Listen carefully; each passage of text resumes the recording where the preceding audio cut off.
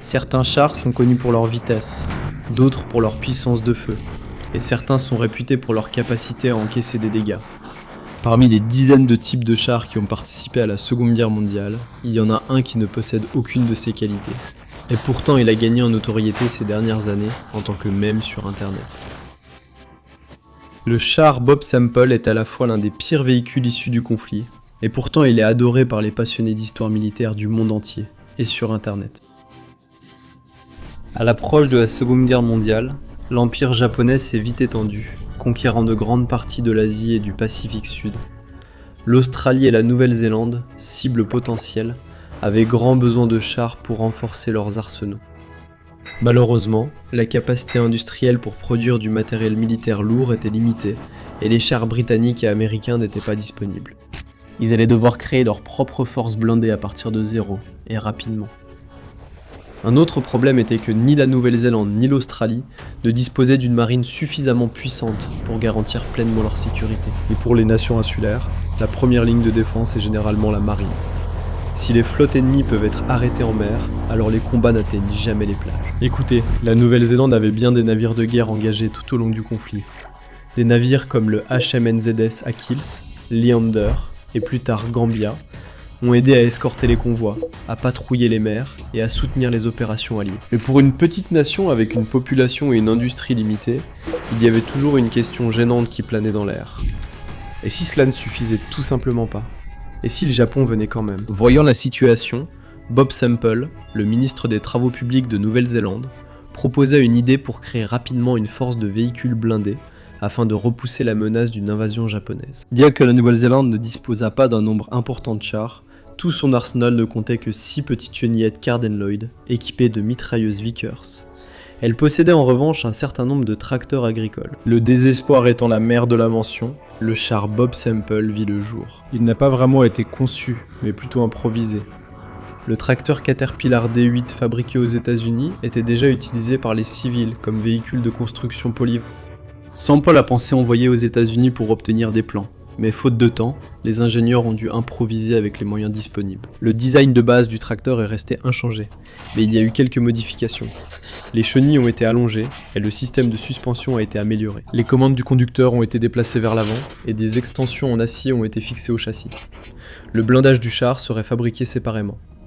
Le véhicule serait utilisé dans ses fonctions civiles habituelles, sauf en cas de besoin, auquel cas la coque blindée serait installée par-dessus. Le char Bob Sample, entièrement blindé et prêt au combat, pesait environ 28 tonnes, soit environ 25 000 kg, ce qui en faisait un char léger. Son extérieur anguleux mesurait 13 pieds 9 pouces, soit un peu plus de 4 mètres de long, 10 pieds 10 pouces, soit 3,3 mètres de large, et 12 pieds, un peu plus de 3,5 mètres de haut, y compris une tourelle, retiré par la suite. Les plans du char Bob Sample prévoyaient 6 mitrailleuses Bren en calibre 3,03. 2 seraient orientées vers l'avant, l'une placée au centre, l'autre à l'avant droit de la caisse, une autre mitrailleuse sur le côté gauche et une sur le côté droit, une à l'arrière du char et une dans la tourelle. A l'origine, la tourelle devait recevoir un canon plus gros, soit le canon britannique de 2 livres, 40 mm, norme dans l'Empire britannique, soit un canon de 37 mm. On ne sait pas exactement quel canon de 37 mm était prévu. Peut-être un M3 américain, bien que ceci n'était pas disponible, donc une autre mitrailleuse Bren a été utilisée. On ignore également si la tourelle pouvait réellement tourner, et si oui, comment. Sans plan, il est impossible de déterminer s'il y avait un système hydraulique, électrique ou manuel pour faire pivoter la tourelle. La plupart des preuves vidéo et photos montrent la tourelle tournée vers l'avant, suggérant qu'elle était immobile. Plus tard, les tourelles furent retirées, car elles ajoutaient environ 60 cm à un véhicule déjà très haut. L'absence d'un canon plus puissant ne justifiait pas sa présence. Le blindage du char Bob Sample était constitué d'une coque en acier au manganèse ondulé et anguleux d'environ 1/2 pouce d'épaisseur, semblable à celle des toitures, suivie d'une plaque d'acier d'environ 8 mm. L'acier ondulé a été choisi après des tests effectués sur différents types de plaques de blindage. La courbure du métal aidait à dévier les projectiles du mitrailleuse Vickers de calibre 50 et subissait moins de pénétration que les autres matériaux testés. Le char était propulsé par un moteur diesel à 6 cylindres, capable de développer 127 chevaux. Ce moteur, identique à celui du bulldozer D8 autour duquel le Bob Sample avait été construit, n'avait reçu aucune modification supplémentaire. Avec cette motorisation, le char atteignait une vitesse maximale d'environ 24 km/h sur des surfaces planes, sans obstacle.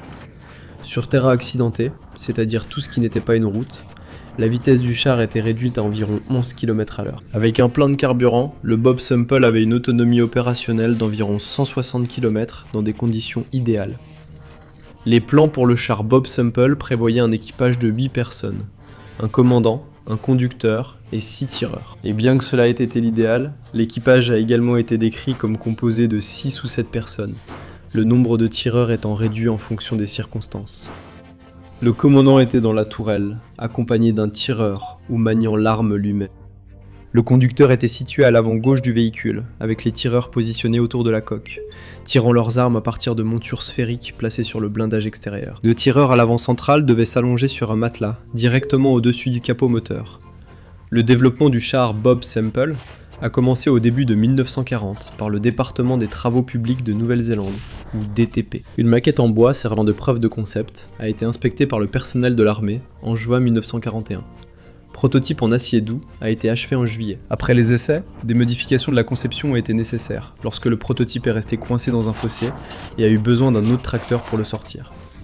D'autres tests ont été effectués jusqu'au début de 1941 lorsque le prototype final a été achevé. Les responsables de l'armée étaient peu enthousiastes concernant le char, bien qu'au moins 2 aient servi de défense côtière dans des zones susceptibles d'être envahies par les Japonais. Il y avait des plans pour en produire davantage, mais ceux-ci n'ont jamais été réalisés, et le projet a finalement été annulé. Le char était décevant dans ses capacités. Il était lent comparé aux autres chars de l'époque, se comportait mal sur les terrains accidentés, basculait lorsqu'il essayait de franchir des fossés, et devait s'arrêter momentanément pour changer de vitesse. Sauf s'il descendait une pente à ce moment-là. De plus, le système de suspension était inadéquat et provoquait de fortes vibrations de la machine, au point que les armes s'enrayaient. La précision en mouvement était impossible et le char devait s'arrêter à chaque fois qu'il devait tirer. Le seul accès au char était une porte à l'arrière du véhicule. En l'absence de trappe ou de toute autre ouverture, si le char prenait feu ou en cas d'urgence, l'équipage ne pourrait pas évacuer rapidement. Un autre inconvénient dans une conception déjà défectueuse. Le plan pour le char Bob Semple était de stocker les coques blindées et d'utiliser les tracteurs dans leur rôle initial jusqu'à ce qu'une invasion japonaise devienne inévitable. Si cela arrivait, les tracteurs seraient envoyés au dépôt de stockage, équipés de leur blindage, puis envoyés vers une zone de débarquement potentielle. Le char servait aussi à remonter le moral lors de défilés, illustrant l'esprit d'initiative des Néo-Zélandais. Mais cela s'est souvent retourné contre eux. La presse s'est moquée du char, le présentant comme ridicule et comme une perte de temps et de précieuses ressources. On ignore combien de chars Bob Semple ont été produits, les estimations allant de 3 à 4. Ils n'étaient jamais destinés à affronter des chars ennemis.